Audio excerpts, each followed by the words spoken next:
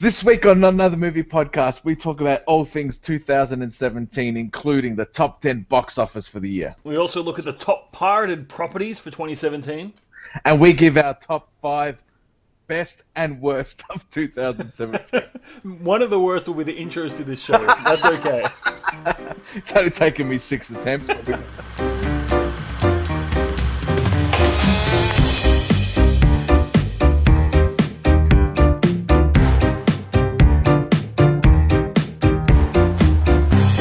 Hello and welcome back to our last episode of 2017. I am Sean Pierce. And I'm Sean Kelly. And it has been a massive year in cinema. It has been a massive year at box office. And it's been a massive year for our show too. We gave it a rebrand this year. We jumped off the Sean Show and we jumped onto Not Another Movie Podcast with relatively good success, I might say. Our numbers seem to jump now that they realise what our actual show's about. It probably helps, doesn't it? Yeah, so that was a good start. Yeah, I've never been this consistent at doing something since, I don't know, I thought I had a really good joke then, but it left me. But yeah, it's really good that we've been doing this basically every week. Masturbating? Well, when you're good at something, you do it often. You like to keep that consistency Exactly up. right. Yeah. If you stop doing it, you forget how. So, No, absolutely. So, I'm guessing there's no one on this podcast that disagrees with you. All right, I'm just timing us here how long we're going to be talking about masturbation at the beginning of the show. We're going 17 seconds so far. Let's go for a good minute. All right, that was a good intro. Right. Yeah, so for us and our show, we've seen people from China jump on, and then we saw people from China jump off pretty quickly. So, that was the highest and lowest point of the show so far. That's so funny. Yes. I probably shouldn't talk so much smack about the glorious leader. No, he's South Korea. I don't think we had many Korean listeners. So No, I know. I'm showing my ignorance of world politics. I thought China had a glorious leader too. Never mind. Moving on. Oh, they could, but I was only thinking of one that's the biggest, baddest one in the moment. So, That's true. but that's on a way different podcast that we do, a far more. China, Asian political podcast with two people who don't know what the hell they're talking about. I'm guessing we might get killed for that podcast. It'll be worth it. Well, look what they did to Seth Rogen and James Franco when they tried to do that movie. They got that hacked and put online basically without getting any money out of it. So, and not just them, but like Sony got all their emails released and everything else. So actually, maybe I'll just edit this part out. they can hack us all they like. There's not much there. That's actually true. Yeah, it's a good point. All right. Anyway, that might actually give us some publicity. Yeah, that's true. Yeah, maybe we should hack ourselves. Yes, we should have this conversation off air. I agree. All right, well, let's kick off with the top 10 box office for 2017 worldwide, not just the US. I'm sick of reading just their own. I actually can't believe how they just have their own box office when the companies themselves will just look at the total number, not just, we grossed this much in America. Well done to us. Well, it's like the America World Series. It doesn't really happen all over the world. And yes, I know that it's because it was started by the World newspaper or something. It's a joke, people. Just settle down. Technically, there's teams in Canada, so... But they're not in the World Series, are they? Yeah, of course they are. They're in the Major League Baseball. You just ruined my joke twice over. There's going to be so much editing of this. It's just going to be me making great jokes. Yes. All right, well, let's kick off with number 10, shall we? And I'm surprised this one still made the list, and I'm really disappointed. And that is Pirates of the Caribbean, Dead Men Tell No Tales with $794 million. And not $1 of that was mine. Yeah, or mine, or the last 4 films. So, as I said, as bad as the reviews were for this film, granted it is the only one in the franchise that hasn't grossed over $1 billion. I'm still disappointed to see it there because it just shows the mentality of the cinematic audience. They just don't care. They're just happy to go and watch shit on the screen. Yeah, well, I don't know. I think when big franchises get to that long in the tooth, people feel like obliged. It's like I've sunk so much time and money into this series so far. I better go and see the next one. Yeah, but are you really invested into the Pirates of the Caribbean story? Well, I'm not, but other people must. Yeah, I severely doubt it. For it to make $750 million, that's pretty good. Yeah, there must be something there. Yeah, there must be something there. Nothing for us, but we're not the be all and end all. Well, the big surprise packet I reckon this year is at number 9, and that's Wonder Woman at $821 million. Well deserved. It is absolutely well deserved, considering the shit canning DC get. It Yeah. is really surprising to see that they've got one in the top 10, and I reckon it won't be the last. I think we saw the ships start to turn on this film. Yes, I know it was before Justice League, but there was so much shit already talked about that we've gone through already with Justice League and how that fit into the timeline. But this is the new regime, Wonder Woman, and hopefully it's the start of something good for the DCEU. Yeah, I agree. As you said, it's a hard ship to turn, but Justice League being a little bit of a hiccup, hopefully this one can turn around. And it is notable that Justice League is not near this top 10, No, and Wonder no, Woman is number 9. I think yes. that bodes well for the future. Yep, I agree. This film should have been, I personally think, in the top 3, and it surprisingly comes in at number 8, and that is Thor Ragnarok at $847 million. Great film. I'm sure we'll talk about that later in the podcast when we talk about Yeah. our top films. Yeah, Yeah. I personally think this was Marvel's best film of the year, in my opinion, and probably the best comic book movie of the year too. Oh yeah, I can see that. Definitely. Oh, Yeah, I'll we'll talk fight about you on that that one. But yeah, it was a very good movie. Yes. All right, coming in at number 7, Guardians of the Galaxy Volume 2 with $863 million. That's pretty solid. I'm actually surprised this one didn't top the $1 billion mark, to be honest. After the success of the first. Correct, yeah. Yeah, how much did the first one make? Do you remember? It was less than that, but it was a solo film, or was the first solo film for them. No one had heard of them, and the movie was a massive success.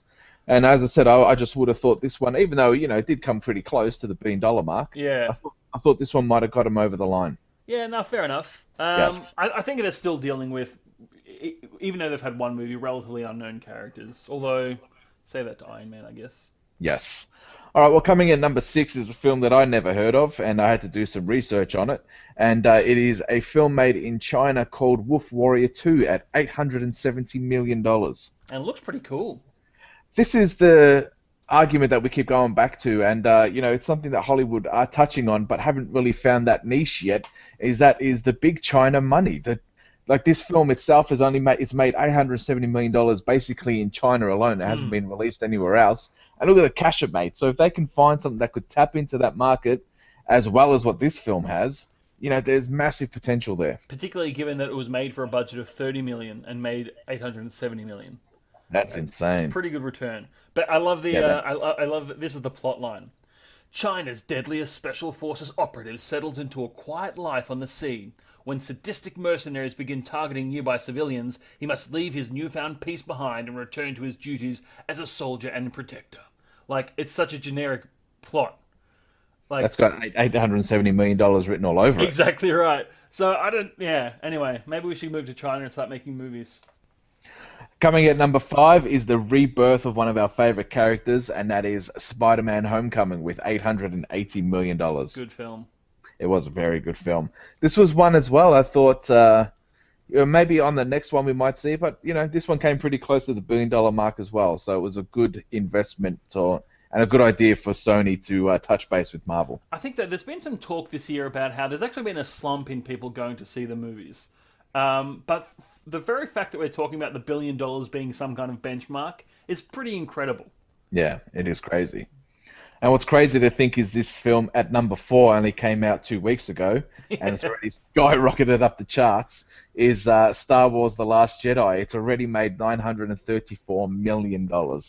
A huge drop off in the second week as well, so surely it's going to make the $1 billion. Oh, absolutely, it's going to make $1 billion. But it's actually trailing really far behind The Force Awakens too. In 14 days, The Force Awakens made $651 million in the US alone, Yep. where this one's only made 464.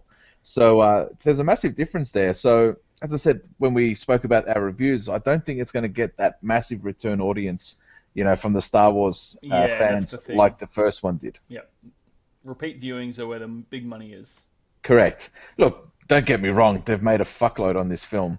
And speaking of which, I was just reading an article today that Disney has already remade the money that it spent to Lucasfilm to buy franchise. I saw that. I was looking down this list, and I'm like, at least five of these films are Marvel or Star Wars. I think they've done very well, Disney, with their acquisitions.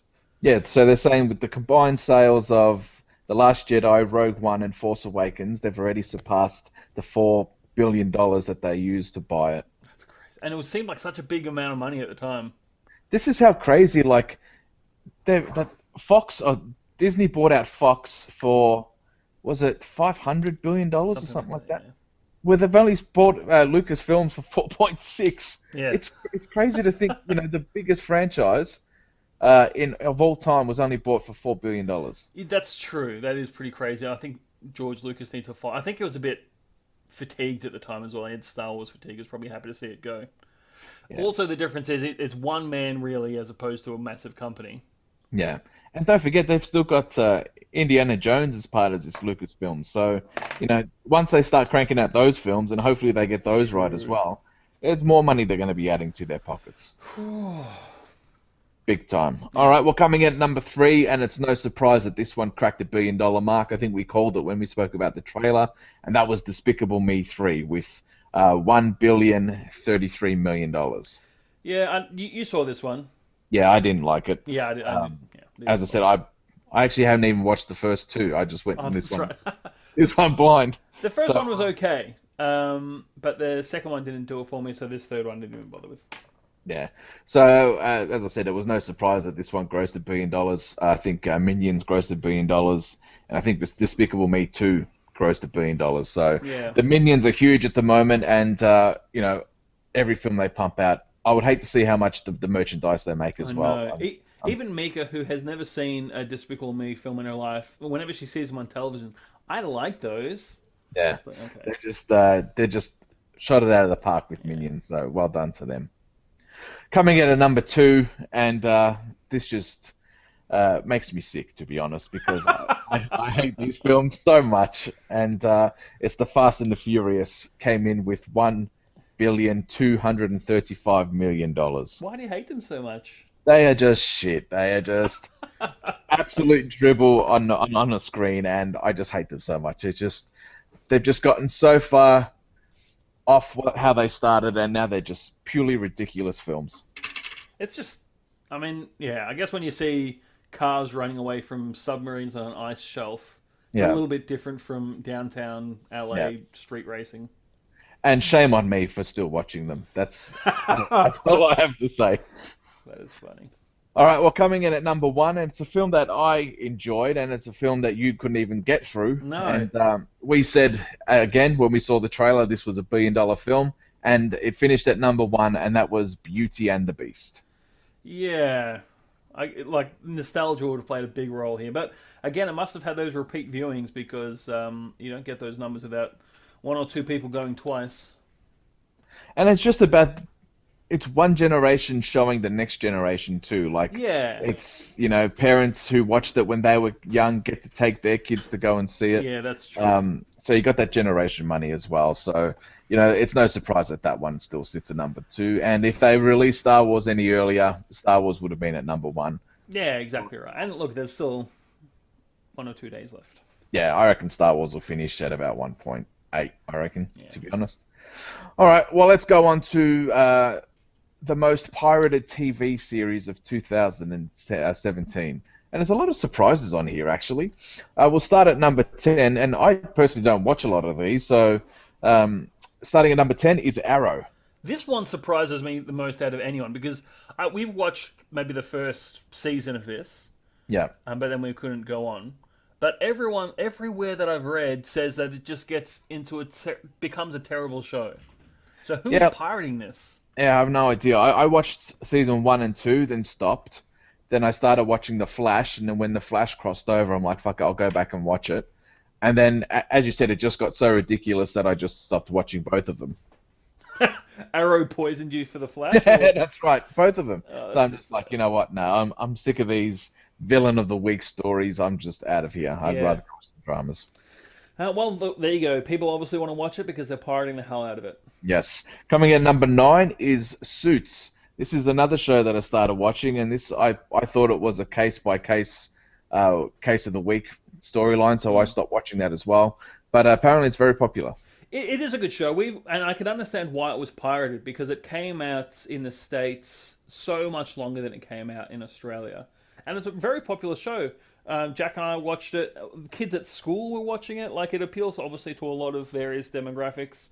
And now since Rachel, I can't remember her real name, is marrying Prince Harry, I'm sure it's going to get a surge in popularity again. It's a good show, but I can see why it was pirated. There was such a discrepancy between when it was released overseas and when it was released here. Yeah.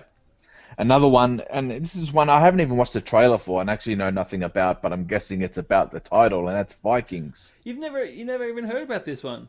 No, not really. Oh. I see it pop up here and there, and as I said, maybe I don't know how big this show actually is. Yeah, you should check it out. We've only watched sort of the first season, but it's a good show. A lot of my good friends really enjoy it. So, yeah, it was one of those surprise hits, I think, and has spawned countless people doing, trying to do the same thing. Yeah. But yeah. All right. Well, this show, I'm surprised it's not higher actually, and that is Sherlock. I know there is a massive following for this TV show, and they do take their time in bringing out new seasons. So I'm surprised that this one isn't higher on the list. Maybe the fan base are able to afford just to buy them as soon as they come out on iTunes. Yeah. Well, this is the biggest surprise on this list for me, and that is the revival of the TV show Prison Break. Yeah, I never saw the original and didn't see the revival. The first season of Prison Break was probably some of the best TV you will ever watch, and it just went slowly and badly downhill since. So, I was quite surprised that they were able to even bring this show back, considering one of the leads was supposedly dead when their season finale or series finale. So, good luck to them coming at number 6. So you haven't seen any of the new one? No, I didn't bother. Okay. Did it make any sense? Didn't they get out of prison in the first season? Yeah, they did. And then, as I said, it just got really worse after the first season. All right, cool. Coming at number 5, one of your favorites, and a massive show in the pop culture world, and that's Rick and Morty. Yeah, this is an interesting... And I think... I buy this when I can because I think it's a really good show. I'm not one of those crazy people who line up for Szechuan sauce. But the thing that made this series easier to pirate was just how you can find it anywhere on the internet. As soon as the episode came out, there are a dozen different websites where you could go and watch it. So I'm not surprised that it's at number 5. And there was such anticipation, not just for each season, but for each episode of the season. Yeah, as I said, it's one of those shows where I don't know what the big deal is. So, as I said, I might have to sit down again and give it a proper crack. Yeah, that's fair enough. All right, coming in at number 4 is The Big Bang Theory. It's the biggest show in the world, I understand that, but do you need to pirate it? Like, is it one of those shows where you have to find out what's going to happen in the next episode? Can't you just wait for it to be on television? Well, considering that Channel 9 basically force-feed it down your throats, it's not that hard to come by, so you're right. But then again, people want to watch it as soon as it's released. So yeah, I guess they don't want the spoilers. Coming in number 3 is The Flash. Yep. Again, this is not a show I've seen, and I'm not really interested in watching it, but I know I'm kind of glad that it's up so high. It means that it must be a pretty decent show. Yeah, as I said, I stopped watching all of them. Yeah. Coming in number 2, The Walking Dead. Yeah, understandable. This is a show that I've watched from the beginning, and I'm surprised because apparently the numbers just keep dropping with every season. Like, this was before Game of Thrones started, the biggest show on the planet, and then Game of Thrones took that over. But it was just huge, and now the numbers are slowly degrading, and I can see why the show hasn't been that great of late, so hopefully they can start turning that around. And maybe people keep pirating it. That's what keeps the numbers down. Yeah, well, that's true too. And at no surprise, the number 1 pirated TV show is The Game of Thrones. Yeah, and that, again, like Walking Dead, but particularly Game of Thrones, it's a show where it's like, you have to know what happens as soon as that happens, otherwise it's going to be spoiled for you online. Nobody wants that. No, I agree with you. This is a show that I watch as soon as I come home from work, because I work in the mornings, I get home in the afternoon, and I watch it between picking my son up from school, just for the exact same reason that you spoke about. I actually wanted to watch it so it doesn't get spoiled, rather than because I want to know what happened next. So there's nothing worse than spoilers. This is the thing, like, big companies are so keen to put big penalties on pirators. What they should do is put big penalties on people who spoil films and television series. Yes. They should be going to jail. And then people won't pirate as much because they won't have that fear. That's true. I agree with you. Yeah, let's start a petition. Let's get that cracking, shall we? All right. All right, you heard it here first. Project for next year. Correct. All right, well, let's talk about the best and worst films in our opinions of the year. I've kind of split mine up into best films and best movies because I think there's a bit of a difference. This guy. This asshole. And then we've got our worst as well. Yeah. Now, did you write any worst? I didn't get, because I'm just so optimistic about. Actually, can I just refrain that? Something I wanted to say about this year. This year for me was the year of disappointments. I actually agree with you. I was looking at my list because I keep a list of all the movies that I watch in the year. And yesterday I just hit my 90th film for the year. Wow, well done. Yes. So I was looking through this and I was just like, you know what? This year was pretty shit, to be honest. And not just like, okay, I can deal with a year getting, just bad films released. That's fine. But films that should have been good or that degrade other series or, the series that they're a part of. Makes me really sad. They're actively bad and they're actively hurting me inside by being bad. Yeah, I agree with you. All right, well, I'm going to go with my worst then, and I'll start at the bottom of my list. Coming in at number 5 is the Emoji Movie. Oh, it was horrible. I still love that you saw it. That makes me so funny.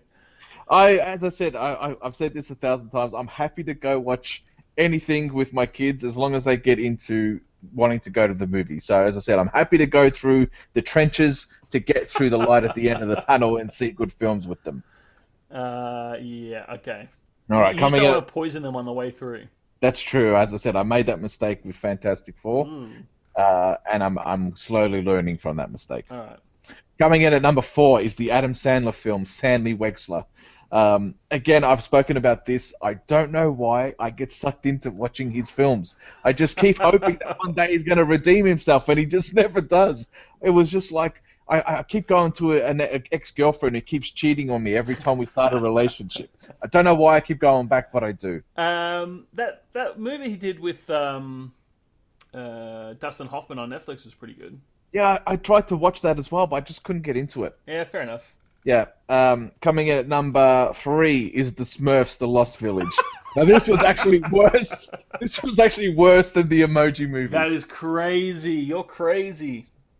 This one, I was actually looking at my clock to see when the fuck we could get out of this cinema. I'm like, this is an hour and a half. I've got at least 45 minutes left, 25 minutes left. This film was horrendously bad. It was so fucking boring. Your kids aren't young enough that you can just leave and say, no, that was the end of the movie. Let's go. Nah, I couldn't do that because I could see they were getting into it. Oh, okay, fair enough. Coming in at number 2, Fast and Furious. I've already spoken about my hate of this franchise. The world disagrees. So you're actually surprised that it came in at number 2 on this list. But the worst film of the year, hands down, had to be the Tom Cruise-led The Mummy. What a piece of shit. Yeah. This trailer looked bad in the trailers, and it didn't disappoint at the box office or in my opinion. That is, yeah.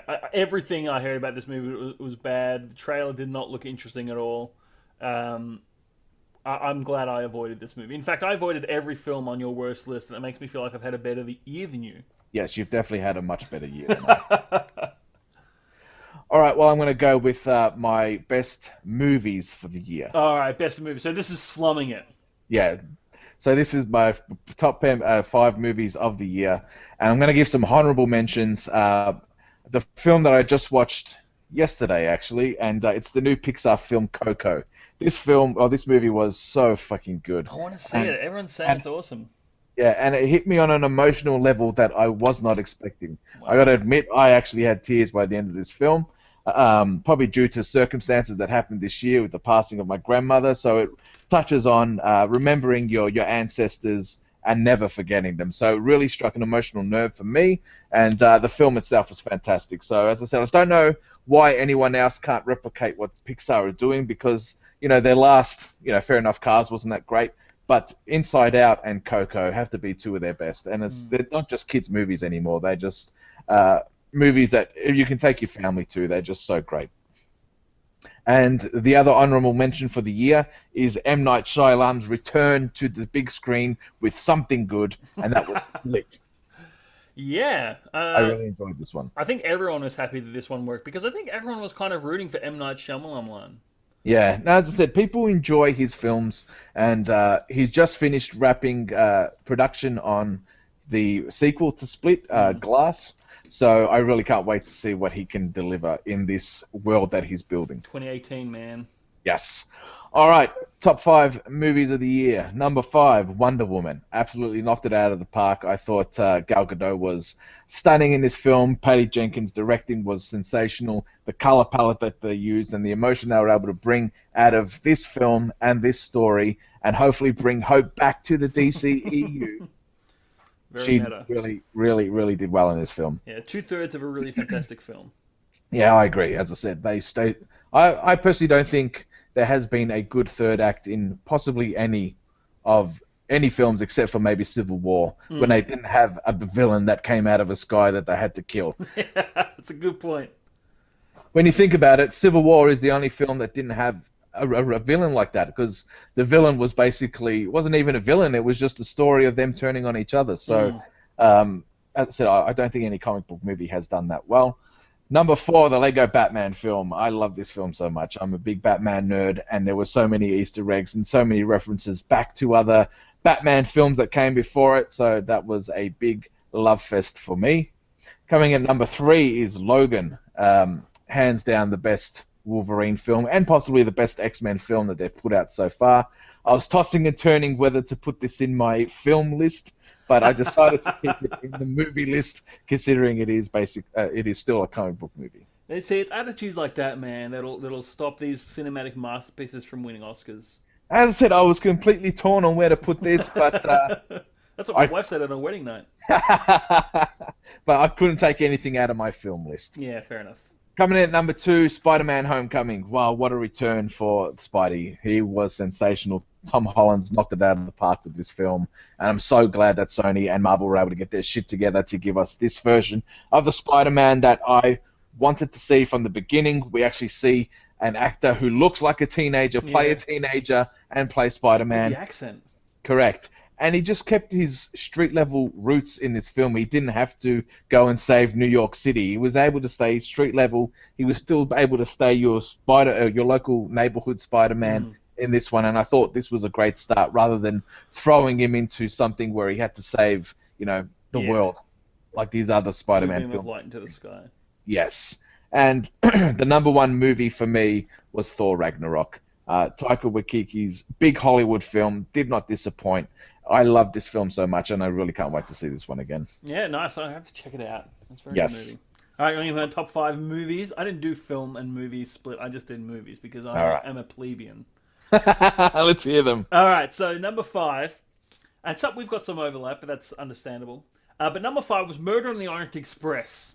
Yeah, I haven't seen this one. I'm looking forward to watching it. It's really good, and I really like it because it's a film that's not trying to be anything other than what it is. It's just a good story told really well by people who know what they're doing. And I think there's this tendency sometimes these days to try and do too much. And this film was just a pleasure to watch because it was what it was, and it was just a lovely watch. So well done to everyone there. My number 4 was Wonder Woman. Again, because as we talked about, the last third I think kind of let it down, but the first 2/3 are really fantastic. Chris Pine, Gal Gadot really shine. Everyone's, I think, is good in this film. Some great drama, and great directing by Patty Jenkins. Number 3 was It.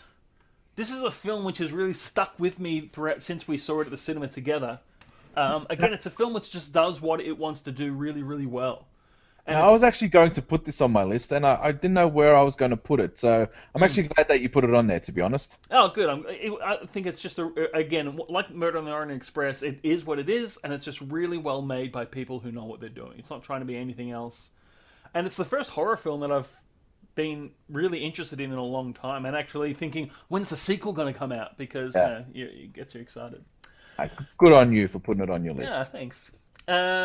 Two is Spider-Man: Homecoming. Again, just phenomenal for my mind as a long time, like a lifetime Spidey fan. It was definitely the Spider-Man film for me, and you know how I feel about Sam Raimi, and That's I true. love his films, but I think this one was just the most Spider-Man for me.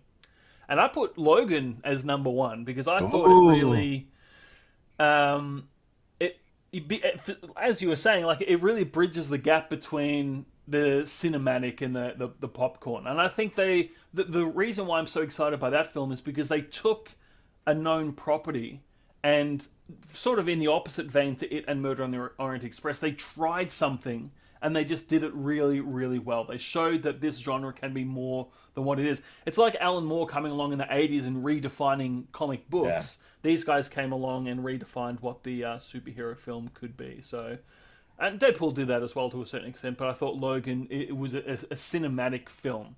So I'm just really glad that it exists. And for me, the top film of the year. No, awesome. That's I totally agree with you, and good on them for taking a risk. Mm. You know, this film could have gone nowhere, but it didn't. It worked so well with what they were trying to accomplish, and they executed it You perfectly. know, I was reading that apparently Jerry Seinfeld convinced Hugh Jackman to kill off Wolverine. Yeah, Isn't that's that weird? interesting. Yeah, he said you've got to go out on a high. Yeah, well, I suppose that's what Seinfeld did. He said he didn't want to. They offered him so much money to keep doing more seasons, but he said he wanted to go out on top. So, that was a good move then by Hugh Jackman. Yeah, good job, Jerry Seinfeld. And we know he's a comic book guy, so nice one. But in saying that too, Hugh Jackman might want to reconsider because the his new one, The Great Showman, opened up as a flop. So Yeah, between that and Pan last year, he hasn't had any success outside of Wolverine of late. I was kind of curious about that movie, but everything I read about it says that the Barnum guy was actually a jerk. So I don't know if I want to go and see it. And the trailer itself just doesn't look good, in my opinion. No, I think There was nothing that grabbed me. this would have been a great film like a decade ago, Yeah. but we've seen a little bit of that since, and nothing's really fresh in there. Anyway, And don't get me wrong, I love me some Hugh Jackman, oh and yeah, I love watching him sing as well. This guy's a triple threat. He can act, he can sing, he can dance. mm, So, something that would combined all three would have been awesome. But yeah, as you said, maybe it's not. Maybe people are past those films. yeah, maybe for the moment. Even though we had La La Land, knock it out of the park. But even that was It just kind of went. like a subversive musical. Yeah, Even though it was playing homage to the old timey musicals, it was kind of understated and a little bit fresh. Whereas this one's very much your big stage style musical. yeah, Probably like a great stage show, but yeah, as a film, I don't know. Anyway, yes. All right, into my top five films of the year. I feel like we need to be playing some like classical music in the background. Yeah, well, we can add this in post production. Exactly, I'll get the sound of a fire crackling. Yeah. All right. Well, this one coming at number five, and it's a film I just recently watched actually, and I really enjoyed it. I thought it was a great story. The performances were phenomenal, and there might even be some awards coming its way later next year. And that is the Three Billboards Outside Ebbing, Missouri. Yeah, I really want to see this movie. Yeah, it is fantastic. If most people probably haven't heard of it, but go online, check out the trailer. Frances McDonald, sorry. Yeah, Um, she plays a mother of a daughter who was raped and killed, and it's 8 months down the track, and there still has been um, no one found who did the murder. So she basically starts a campaign to get the police cracking, and it's not necessarily a story about that, but all the characters involved and their stories and how they all intertwine. It was a fantastic film. I really enjoyed it. looking forward to checking it out. Now, this next one, it's the new James Franco film, which he directed and starred in, and it's about the making of a film that is regarded as the worst film of all time, called The Room. Now, I actually went and read this book before I watched the film, and the book was phenomenal, and the film did not disappoint. It's called The Disaster Artist. If you get a chance to watch it, James Franco really does something special here with this character. This guy, Tommy Wiseau, he's just this complete enigma where he was able to finance a film on his own, put it out there. He spent so much money on this film, and it only made like $18,000 in its first weekend. But it's gone on to be one of those cult status films where he's just making so much money off it now, and they have like these midnight screenings like they do with the Rocky Horror Picture Show. And this film is about how that film came about and the process, and him himself, Tommy Wiseau. So, it's a guy who keeps saying he's an American, but he's got this horribly strong French, Bulgarian accent. But he just keeps selling himself as an American. So, as I said, it's a fantastic movie. Go out and watch this one. Surely, like with the information age, someone can pinpoint where this guy was born and what he did. They've tried. They've actually, there was a documentary made about it, which he actually got blocked because it started showing, where he was actually from, where he might have got all this money from, and then everything else. Yeah. So, as I said, it's one of the films that I really enjoyed this year. Cool. Number 3, The Big Sick. I've spoken about this film before. It's a film about a Pakistani guy who meets an American girl, and how the families basically react to them being together. And then the American girl gets sick, then he's basically getting introduced to her family while she's on her deathbed, while his Pakistani family do not want anything to do with him or this American girl or their family. It's a fantastic film. It's on Amazon at the moment. And funny enough, someone uploaded this film to Pornhub this week. And it was actually the guy who wrote and directed, or who wrote it, who actually pinpointed it out to people, saying that this film was on Pornhub, and if you don't have Amazon, you can go and watch it on Pornhub. That's so bizarre. It's on Reddit. They post up links to this stuff all the time. There was that, Return of the Jedi, the entire Hamilton musical. Yeah, as I said, and funny enough, because this is about a Pakistani guy and an American girl, it was posted in the interracial category in Pornhub. People. So I don't think it's still there, but No. it definitely did get a laugh.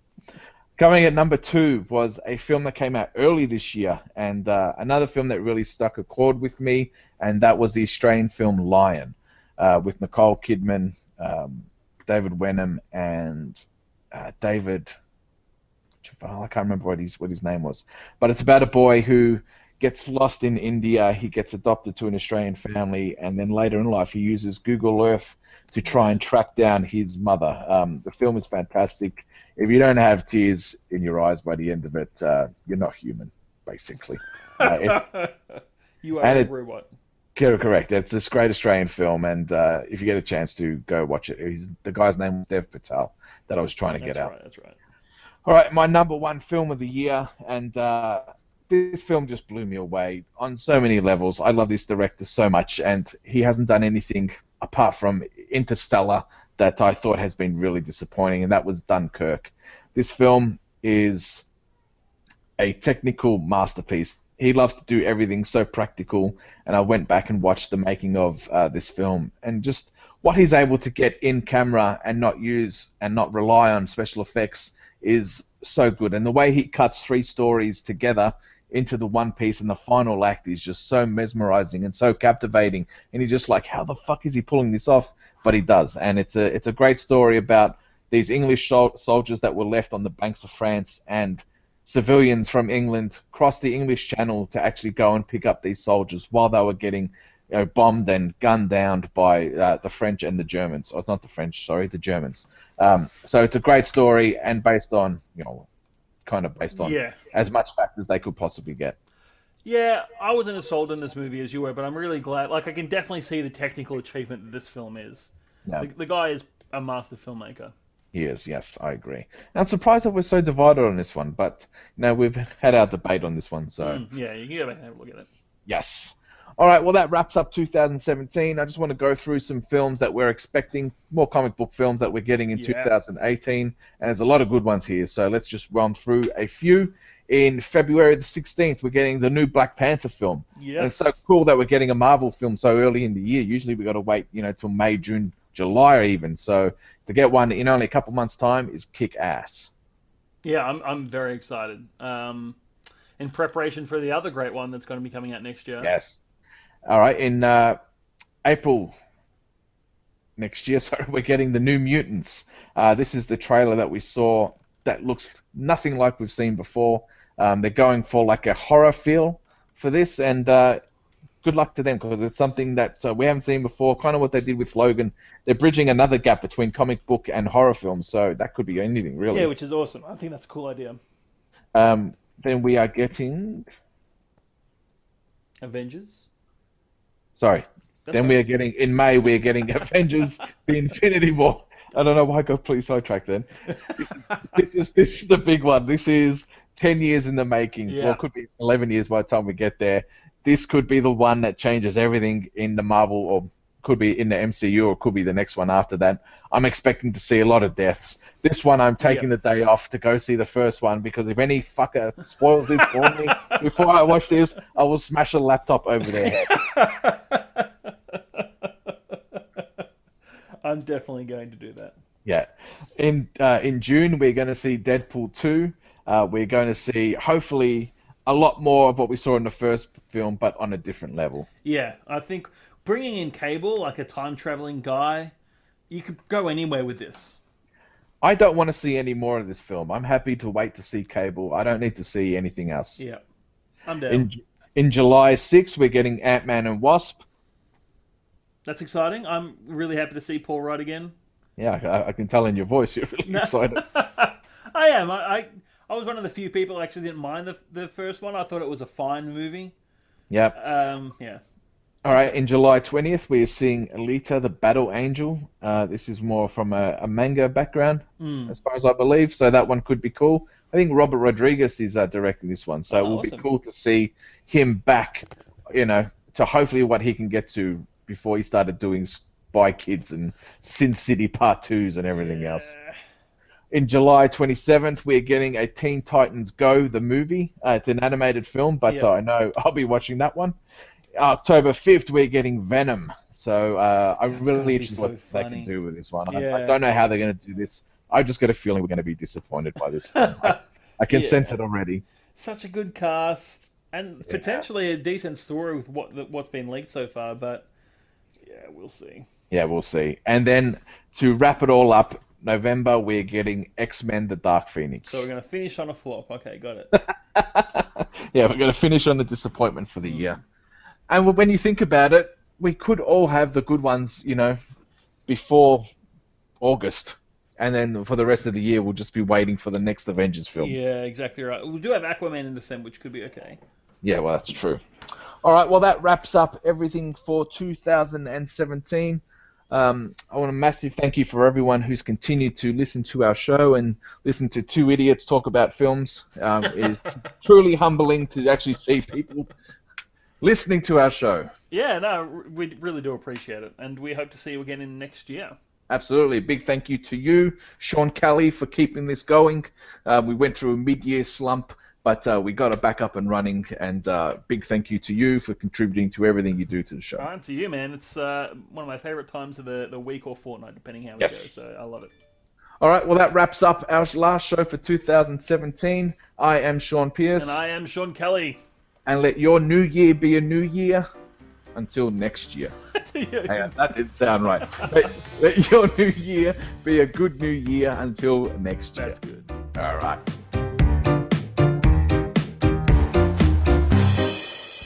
It's good that I finished the show as good as I started it. So. Yeah, very much so. Yeah. I love Awesome. it.